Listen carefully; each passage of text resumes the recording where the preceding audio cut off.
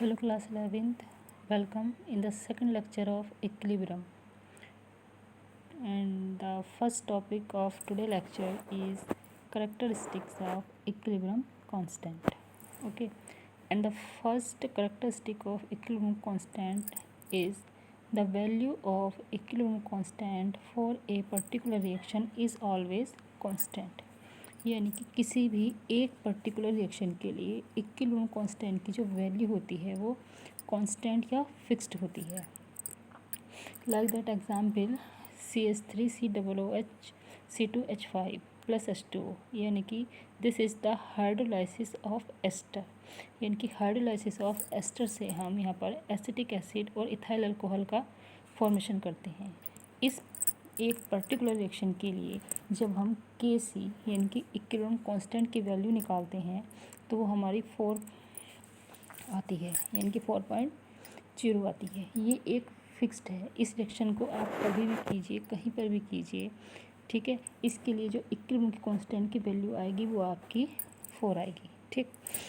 Second, इसी तरह से अगर हम एक अमोनिया का एग्जाम्पल ले लें, जब नाइट्रोजन हाइड्रोजन के साथ रिएक्शन करता है तो उस रिएक्शन के लिए भी इक्विलिब्रियम कांस्टेंट की वैल्यू फिक्स्ड होती है. उसके लिए उसकी वैल्यू अलग आती है. तो हर रिएक्शन के लिए, हर एक पर्टिकुलर रिएक्शन के लिए इक्विलिब्रियम कांस्टेंट की वैल्यू फिक्स्ड या कांस्टेंट होती है. And the second characteristic, if the reaction is reversed the value of equilibrium constant is inversed. अगर हम इस ऊपर वाली रिएक्शन को रिवर्स्ड कर दें तो इस रिवर्स्ड रिएक्शन के लिए जो इक्विलिब्रियम कांस्टेंट की वैल्यू आएगी वो आपकी पहली वाली रिएक्शंस का इन्वर्स्ड आएगी. ठीक है. जैसे ऊपर वाली रिएक्शन को हमने इस तरह से रिवर्स करके लिख दिया, यानी कि CH3COOH plus C2H5OH reversible arrow the formation of ester, यानी कि CH3COO C2H5. अब क्या है कि इस रिएक्शन का जो आपका इक्विलिब्रियम कांस्टेंट होगा वो न्यू होगा.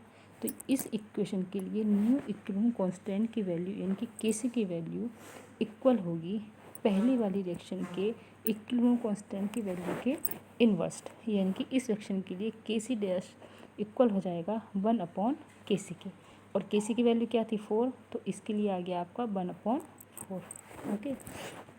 एंड द थर्ड है, if the equation having equilibrium constant K is divided by 2, the equilibrium constant for the new reaction is the square root of K. ठीक है. यानी कि एक इक्वेशन है ये N2 + 3H2 reversible arrow 2NH3. इस equation के लिए जो इक्विलिब्रियम कांस्टेंट है वो हमारा K है. ठीक है. लेकिन अगर हम इस इक्वेशन को 2 से डिवाइड कर दें, यानी कि इस इक्वेशन को हमने 2 से डिवाइड करके ये लिख दिया, half N2 + 3/2H2 reversible arrow NH3. ठीक है.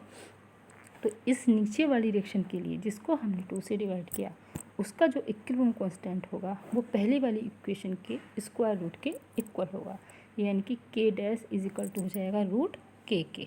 ओके. सपोज करो कि हमारा पहली वाली इक्वेशन का जो इक्विलिब्रियम कांस्टेंट था वो हमारा कितना था, 25 था. अब नई इक्वेशन के लिए हमें उसकी वैल्यू निकालनी है. ठीक है. यानी कि इस इक्वेशन को हमने क्या कर दिया, 2 से डिवाइड कर दिया. तो अब उस इक्वेशन के लिए इक्विलिब्रियम कांस्टेंट की वैल्यू कितनी आएगी, तो वो हो जाएगी आपकी, यानी कि K dash is equal to √25. Okay. अब आपका नेक्स्ट है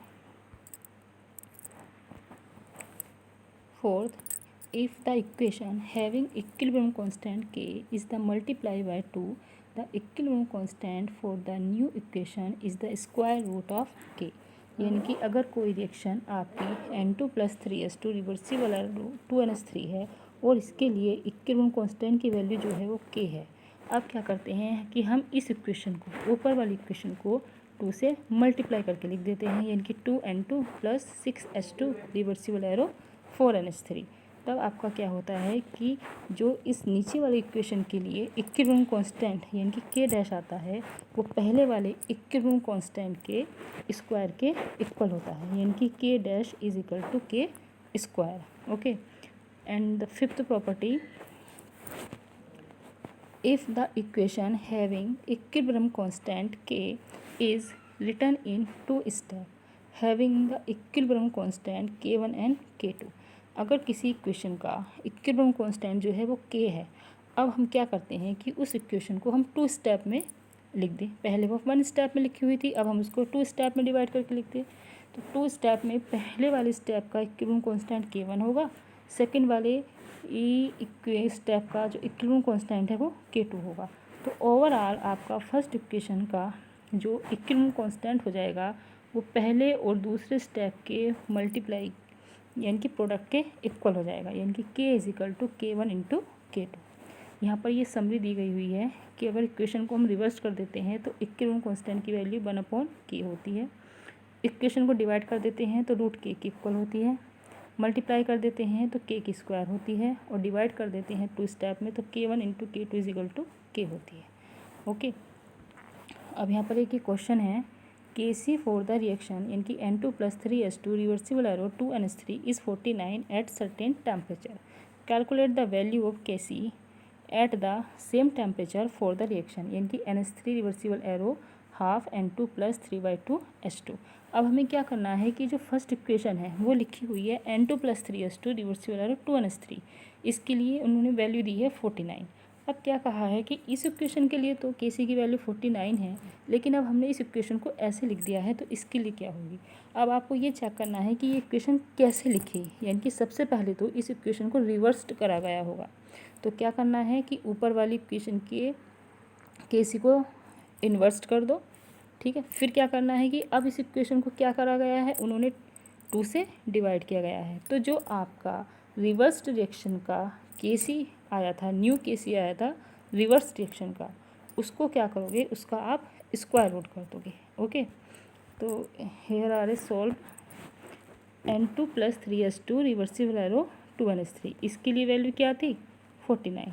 अब हमें क्या करना है, NH3 reversible arrow half N2+3/2S2 के लिए निकालना है।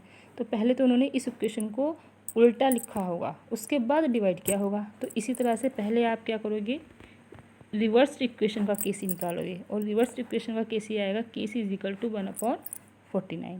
अब क्या करना है, उन्होंने इस इक्वेशन को क्या करा होगा, 2 से डिवाइड किया होगा। तो डिवाइड इक्वेशन के लिए Kc की जो वैल्यू आएगी वो √1/49 के इक्वल होगी, और ये हो जाएगा आपका Kc is equal to 1/7। Okay student, ये क्वेश्चन आपका पहले भी दिया जा चुका है प्रैक्टिस वर्क में, आप इसको देख लेना। ओके, नेक्स्ट है आपका Le Chatelier principle. It state that if a system in a equilibrium is disturbed by a change in concentration, temperature, pressure, etc., the equilibrium shift to that direction by which the effect of change cancel out. It means अगर कोई system आपका equilibrium में है और आप उसकी concentration, temperature या pressure, इन तीनों में से किसी भी में भी आप चेंज करते हैं तो इक्विलिब्रियम आपका उस डायरेक्शन में शिफ्ट होता है जिस डायरेक्शन में जाने से आपके कंसंट्रेशन चेंज का, टेम्परेचर चेंज का या प्रेशर चेंज का इफ़ेक्ट कैंसिल आउट होता है। ठीक है, जैसे अगर हम इफ़ेक्ट ऑफ कंसंट्रेशन पढ़ते हैं, इफ़ेक्ट ऑफ कंसंट्रेशन फर्स्ट, तो at equilibrium if the concentration of any reactant is increase the equilibrium shift in forward direction, and if concentration of any product increase then the equilibrium shift in backward direction। कि अगर आप किसी भी equation में जो कि आपकी reaction हो रही है उसकी प्रोडक्ट को इंक्रीज़ करते हैं, या आप N2 को इंक्रीज़ करें या H2 को इंक्रीज़ करें, तो रिएक्टेंट को इंक्रीज़ करते हैं। ये N2 और 3S2 क्या है आपका रिएक्टेंट। तो अगर आप कंसंट्रेशन ऑफ रिएक्टेंट इंक्रीज़ करते हैं तो आपका जो ये है इक्विलिब्रियम यानी कि जो इक्वेशन रिएक्शन है वो आपकी फॉरवर्ड डायरेक्शन में जाती है, यानी कि फॉरवर्ड डायरेक्शन में शिफ्ट हो जाती है। लेकिन अगर आप प्रोडक्ट की कंसंट्रेशन में इंक्रीज़ करते हैं तो ये बैकवर्ड डायरेक्शन में जाएगी, यानी कि इक्विलिब्रियम में क्या होगा कि आपका रिएक्टेंट और प्रोडक्ट की जो कंसंट्रेशन है वो इक्वल होती है, यानी कि आपके दोनों की जो स्पीड होती है, रेट ऑफ रिएक्शन जो है फॉरवर्ड डायरेक्शन और बैकवर्ड डायरेक्शन दोनों इक्वल माने जाते हैं। तो सपोज़ करो अगर हमने रिएक्टेंट की कंसंट्रेशन बढ़ा दी तो इसका मतलब क्या है कि यहाँ पर कंसंट्रेशन रिएक्टेंट की तो ज़्यादा हो गई, प्रोडक्ट की कम है। तो वो क्या होगा, वो इक्विलिब्रियम आगे की तरफ जब तक शिफ्ट रहेगा, जब तक जाएगा जब तक कि रिएक्टेंट और प्रोडक्ट दोनों की कंसंट्रेशन इक्वल ना हो जाए। और जब जितनी कंसंट्रेशन हमने इंक्रीज़ कराई थी, जब तक वो प्रोडक्ट में नहीं बदल जाती, तब तक इक्विलिब्रियम बैक फॉरवर्ड डायरेक्शन में ही रहेगा। ठीक है, तो आपका increase in concentration of reactant forward direction में जाती है और increase in concentration of product आपकी बैकवर्ड डायरेक्शन में जाता है इक्विलिब्रियम। नेक्स्ट है इफेक्ट ऑफ टेम्परेचर।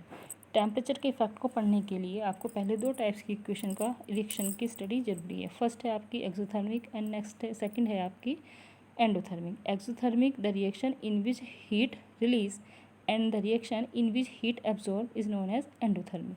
तो अगर हम एक्सोथर्मिक रिएक्शन की बात करते हैं तो टेम्परेचर इंक्रीज़ करने पर जो इक्विलिब्रियम है आपका वो बैकवर्ड डायरेक्शन में जाता है फॉर एक्सोथर्मिक। और अगर हम एंडोथर्मिक की बात करते हैं तो टेम्परेचर इंक्रीज़ करने पर जो आपका इक्विलिब्रियम है वो आपका फॉरवर्ड डायरेक्शन में जाता है। ओके, नेक्स्ट है आपका effect of pressure. Effect of pressure में क्या है कि जब कोई रिएक्शन इक्विलिब्रियम में होती है और हम उसका प्रेशर इंक्रीज़ कर दें, ठीक है, तो जो इक्विलिब्रियम है वो उस डायरेक्शन में जाएगा जिस डायरेक्शन में नंबर ऑफ मोल्स आपके लेस होते हैं। ठीक है, तो अगर हम बात करें when in equilibrium the pressure is increase then the equilibrium shift in the direction of lesser number of mole. Suppose करो अगर आपकी N R lesser than N P, यानी कि number of moles of reactant कम है number of moles of product की, तो pressure increase करने पर आपका ये बैकवर्ड डायरेक्शन में शिफ्ट होगा। अगर N R greater than N P, ठीक है, यानी कि अगर आपके नंबर ऑफ मोल्स ज़्यादा हैं, number of moles of reactant ज़्यादा हैं number of moles of product के, तो वो आपका फॉरवर्ड डायरेक्शन में जाएगा। और अगर आपका एन आर इक्वल है एन पी के तो नो इफेक्ट, यानी कि जब आपकी reactant number of moles of reactant equal है number of moles of product के, तब प्रेशर का कोई इफेक्ट नहीं होता। ओके, अब स्टूडेंट नेक्स्ट टॉपिक है आपका आयनिक इक्विलिब्रियम। अभी आपने लास्ट टाइम टू टाइप्स के इक्विलिब्रियम पढ़े, एक तो आपका फिजिकल इक्विलिब्रियम। फिजिकल इक्विलिब्रियम में क्या है कि हम रिएक्टेंट और प्रोडक्ट की फिजिकल स्टेट के बीच में, ठीक है, इक्विलिब्रियम सेटअप कर रहे थे। फिर आपने केमिकल इक्विलिब्रियम पढ़ा। केमिकल इक्विलिब्रियम में क्या है कि हम रिएक्टेंट और प्रोडक्ट की मोलिकुलर फॉर्म में इक्विलिब्रियम स्टडी कर रहे थे, जैसे कि N2+3S2 reversible arrow 2NH3। Nitrogen hydrogen दोनों मोलिकुलर फॉर्म में है, अमोनिया भी मोलिकुलर फॉर्म में है। ठीक है, लेकिन अब जब हम स्टडी करेंगे आयनिक इक्विलिब्रियम की, तो यहाँ पर क्या होगा कि हम कोई एक ऐसा इलेक्ट्रोलाइट लेंगे जो वाटर में डिसॉल्व करने पर अपने आयंस में ब्रेक डाउन हो जाएगा। तो अनडिसोशिएटेड सब्सटेंस यानी कि अनडिसोशिएटेड इलेक्ट्रोलाइट और आयंस के बीच में जो इक्विलिब्रियम होगा उसको हम आयनिक इक्विलिब्रियम कहते हैं। Okay, like that A B एक इलेक्ट्रोलाइट है रिवर्सिबल एरो, हमने इसको जब वाटर में डिसॉल्व करा तो ये ए पॉजिटिव और बी नेगेटिव आयंस में टूट गया। तो यहाँ पर ए बी एक अनडिसोशिएटेड है और ए पॉजिटिव और बी नेगेटिव क्या है, ये डिसोशिएटेड है। तो यहाँ पर इन दोनों के बीच में इक्विलिब्रियम सेटअप है, यानी कि when an electrolyte is dissolve in water there is an equilibrium between dissociate and undissociated substance. Okay, अब हमें आयनिक इक्विलिब्रियम की स्टडी करने के लिए सबसे पहले एसिड बेस कंसेप्ट को पढ़ना जरूरी है। ठीक है, तो there are a 3 concept of acid base. First है आपका आर्हेनियस थ्योरी, ये आप 10th क्लास में भी स्टडी कर चुके हैं। The substance which give H ions on dissolving in water known as acid, like that HCl+H2O, ये बन जाता है आपका H positive plus Cl negative. H2SO4 को जब वाटर में डिजोल्व किया जाता है तो 2H positive plus SO4 2 negative बनता है। तो the substance which give OH ion on dissolving in water known as base, और वो सब्सटेंस जो आपके OH देते हैं वाटर में डिजोल्व करने पर वो बेस कहलाते हैं। ठीक है, जैसे NaOH H+H2O, ये Na positive plus OH negative देता है। ठीक है, तो ये जो आपका H आयन और OH आयन देने वाला कंसेप्ट है ये किसके अकॉर्डिंग है, ये है आपका आर्हेनियस की थ्योरी के अकॉर्डिंग। ठीक है, अब क्या है कि आर्हेनियस की थ्योरी ने कुछ कंसेप्ट को हमारे क्लियर नहीं करा, यानी कि कुछ पॉइंट्स को वो एक्सप्लेन नहीं कर पाए। इसकी वजह से उस थ्योरी को थोड़ा सा रिजेक्ट कर दिया गया और एक नए साइंटिस्ट हुए ब्रॉन्स्टेड, उन्होंने दिया, फ्लोरियन ब्रॉन्स्टेड ने अपना कंसेप्ट दिया। तो इसकी जो आपकी आर्हेनियस की लिमिटेशन थी वो है Arrhenius theory restrict for non aqua solution, यानी कि आर्हेनियस की थ्योरी के अकॉर्डिंग अगर हम किसी इलेक्ट्रोलाइट को वाटर में डिसॉल्व करेंगे तो ही वो एच आयन और OH आयन देगा और तभी उनके अकॉर्डिंग वो एसिड और बेस होंगे। लेकिन अगर हम उनको वाटर में ना डिसॉल्व करें तो वो एच आयन नहीं देगा, तो यानी कि ये कंसेप्ट तो इस पर अप्लाई नहीं हो रहा। तो ये थ्योरी जो है वो नॉन एक्वा सोल्यूशन पर अप्लाई नहीं होती। सेकेंड है it can not explain the acidic character of BF3AlCl3। अब BF3 और AlCl3 का भी एसिडिक करेक्टर होता है, लेकिन आर्हेनियस ने इसको एक्सप्लेन नहीं किया। तो नेक्स्ट थ्योरी है आपकी Lowry and Bronsted theory. It state that which give H ions is called acid which the substance and those the substance which accept H ion are known as base। Okay, यानी कि जो H ion donor होते हैं, यानी कि जो H ion देते हैं वो होते हैं आपके एसिड, और जो H आयन एक्सेप्टर होते हैं, जो H आयन लेते हैं, वो होते हैं आपके बेस। यानी कि हम एग्जाम्पल की बात करें तो जब HCl को वाटर में डिसॉल्व किया जाता है तो HCl एक H आयन देता है H2O को, तो HCl यहाँ पर एसिड हुआ और H2O एक H आयन लेता है, तो इसलिए ये बेस हुआ। अब HCl जो है वो H आयन देने के बाद किस में कन्वर्ट होता है, Cl नेगेटिव में। H2H आयन लेने के बाद किस में कन्वर्ट होता है, H3O पॉजिटिव में। अब आपको इस इक्वेशन को रिवर्स देख लें तो H3O पॉजिटिव भी तो फिर एक आयन डोनेट कर सकता है आयन, किसको कर सकता है, वो Cl2 को, यानी कि Cl2 ले सकता है। तो H3O पॉजिटिव आपका एसिड 2 हुआ और Cl नेगेटिव आपका बेस 2 हुआ। ठीक। Water is a amphoteric in nature because it can accept as well as donor H ions. It is weak acid as well as a weak base। अब इस equation में हमें ये दिखाई दे रहा है कि यहाँ पर वाटर क्या है कि वो H आयन लेने और देने दोनों का वर्क कर रहा है, इसलिए ये जो है एक एम्फोटेरिक है। ठीक है, यानी कि इसकी वीक एसिडिक और वीक बेसिक दोनों नेचर होती हैं। ओके, अब इस थ्योरी की भी कुछ लिमिटेशन है। इसकी लिमिटेशन क्या है कि it can not explain the acidic nature of BF3 and AlCl3। ये थ्योरी भी BF3 और AlCl3 की एसिडिक नेचर को एक्सप्लेन नहीं कर पाई। अब इसमें भी थोड़ी सी कमी आ गई तो एक और साइंटिस्ट हुए, उन्होंने अपनी थ्योरी दी जो कि AlCl3 और BF3 के एसिडिक नेचर को एक्सप्लेन करती है। Lewis acid base theory. An acid is a substance which accepts a lone pair, therefore acids are electron deficient। Example है BeCl2, BF3 और AlCl3। इनकी एसिड जो हैं वो ऐसे सब्सटेंस है या वो सब्सटेंस हैं जो कि एक लोन पेयर को लेते हैं, गेन करते हैं या एक्सेप्ट करते हैं। ठीक है, जैसे BeCl2, BF3 और AlCl3 इस टाइप्स के एसिड में वो सभी आते हैं जो इनके पास इलेक्ट्रॉन की डेफिशिएंसी होती है। BeCl2 है, एक इलेक्ट्रॉन डेफिशिएंट कंपाउंड है, ये आप केमिकल बॉन्डिंग में भी पढ़ चुके हो। BF3 भी एक इलेक्ट्रॉन डेफिशिएंट कंपाउंड है। AlCl3 भी एक इलेक्ट्रॉन डेफिशिएंट कंपाउंड है। इनको इलेक्ट्रॉन्स की रिक्वायरमेंट है, अब ये इलेक्ट्रॉन्स पेयर गेन करेंगे। ठीक है, अब ये तो पेयर गेन कर रहे हैं तो इसलिए एसिड हुए, और ये जिससे इलेक्ट्रॉन पेयर गेन करेंगे वो क्या होंगे, वो बेस होंगे। जैसे अमोनिया, वाटर। ठीक है, अमोनिया क्या है, अमोनिया में इनके NH3 में नाइट्रोजन के पास एक लोन पेयर प्रेजेंट होता है जो कि वो किसी को भी डोनेट कर सकता है। तो the substance which are electron rich and can donate a lone pair are known as a Lewis base, like that NH3, water, ROR। Okay, next topic आता है आपका electrolyte.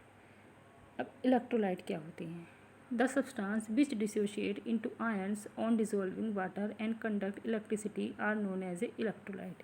These are classified as first strong electrolyte। The electrolyte which are almost completely dissociate on dissolving in water are known as strong electrolyte। Example mostly inorganic acid like that HCl, H2SO4 and NH3।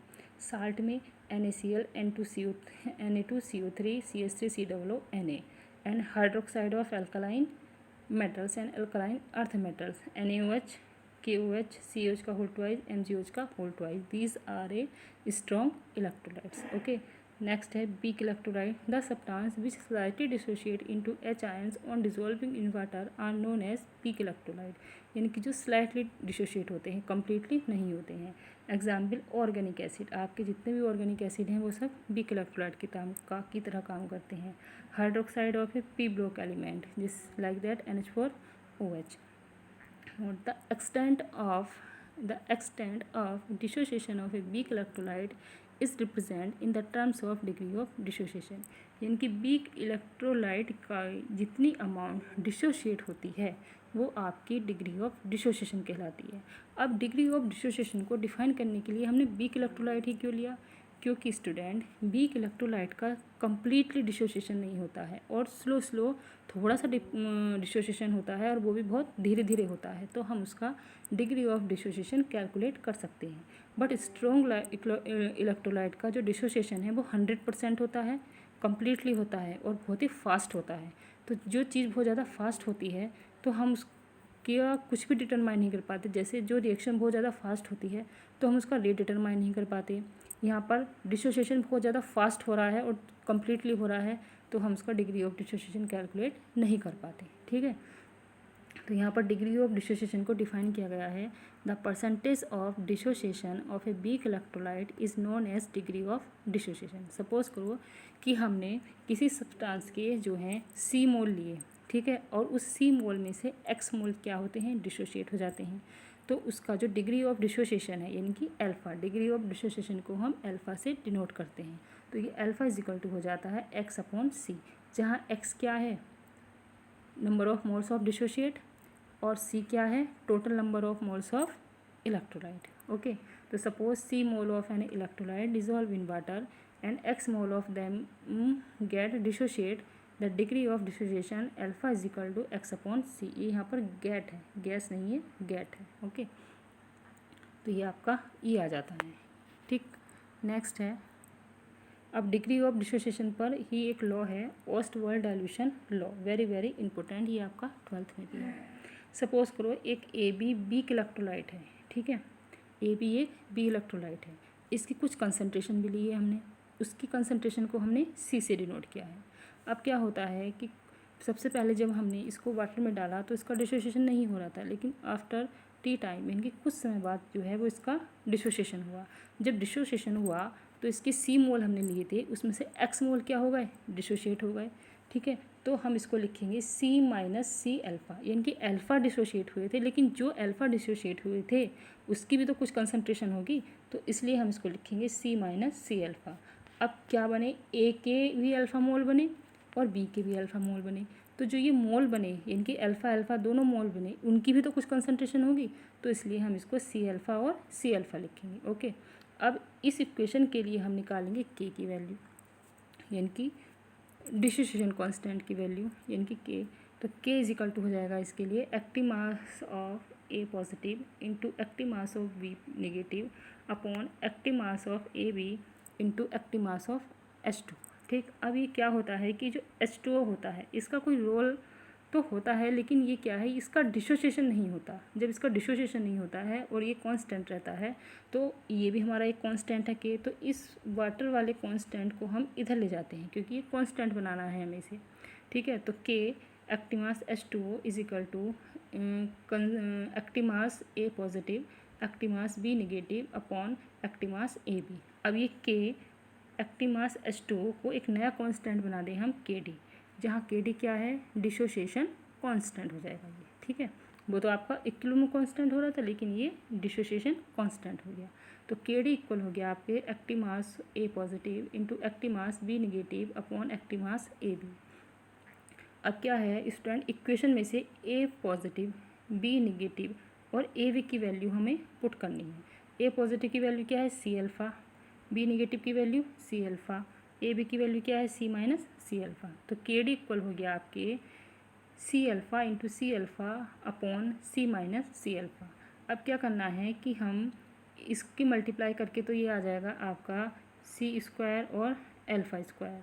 ठीक है, अब नीचे से क्या करना है, हम C को कॉमन ले लें तो ये आ जाएगा कब, C1 - अल्फ़ा, तो ये आ गया आपका C² alpha square upon C1 - alpha. एक C से एक सी कैंसिल हो जाता है यहाँ, ठीक है। और ये बचता है आपका C alpha square upon 1 minus alpha, ठीक है।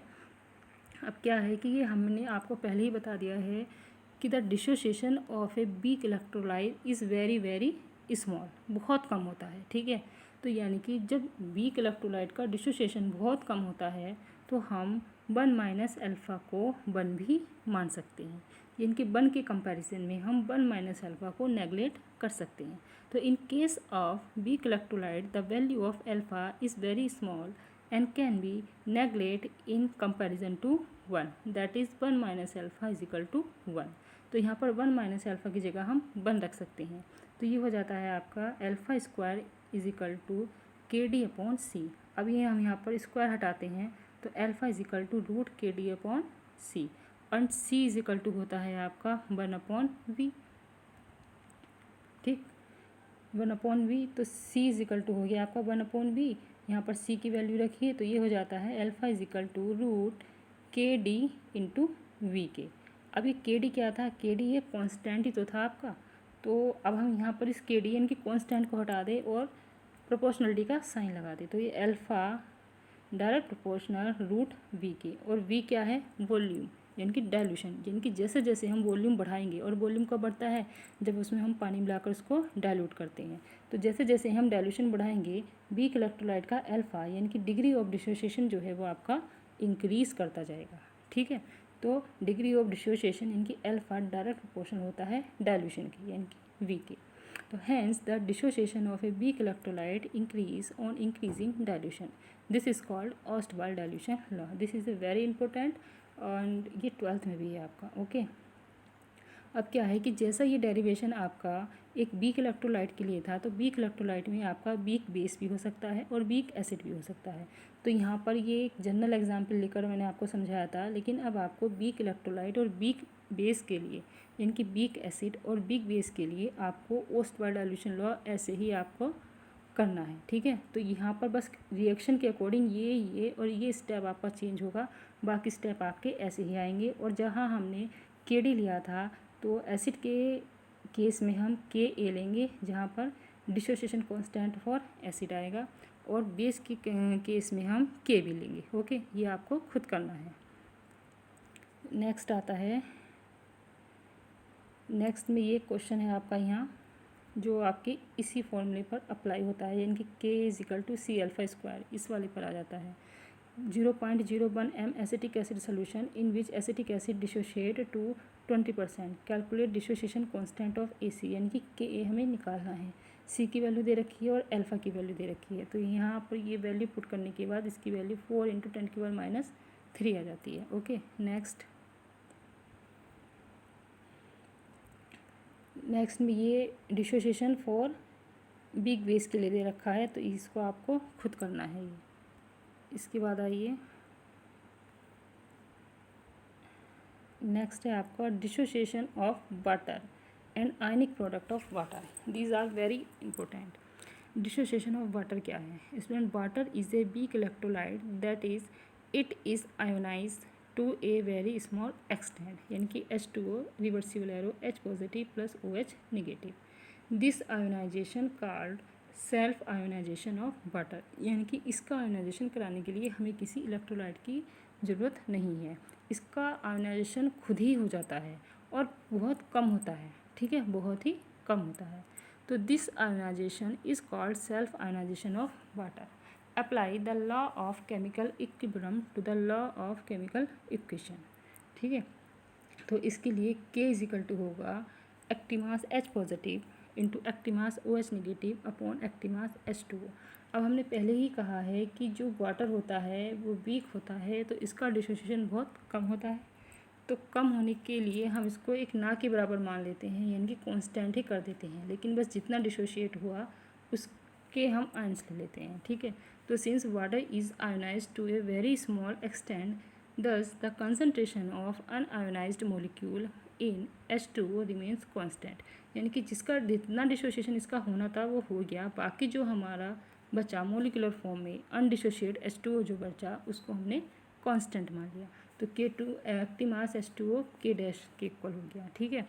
तो हमने इसको इधर ले आए थे तो ये हमारा ये यहाँ पर H2O को हमने K डैश मान लिया।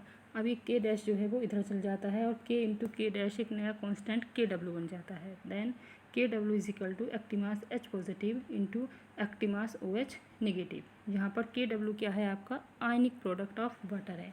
यानी कि आयनिक प्रोडक्ट ऑफ वाटर का मतलब क्या है कि वाटर के आयन होने वाले प्रोडक्ट क्या हैं, वो H पॉजिटिव और OH निगेटिव है। तो KW ionic product of water कहलाता है। तो आयनिक प्रोडक्ट ऑफ वाटर को हम डिफाइन कैसे कर सकते हैं? It may be define as the product of molar concentration of H ion and OH ion. यानी कि H आयन और OH आयन की मोलर कंसंट्रेशन का जो प्रोडक्ट होता है वो आपका आयनिक प्रोडक्ट कहलाता है। और ये आयनिक प्रोडक्ट यानी कि KW की जो वैल्यू होती है वो कांस्टेंट होती है, फिक्स्ड होती है।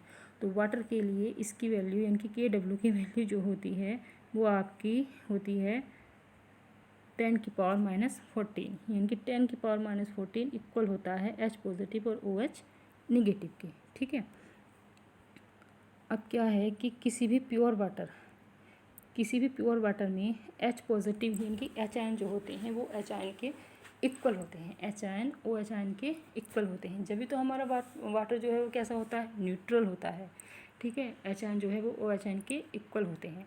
यानी कि 10⁻⁻14 इक्वल हो सकता है फिर एक्टिव मास H पॉजिटिव की पावर 2 के।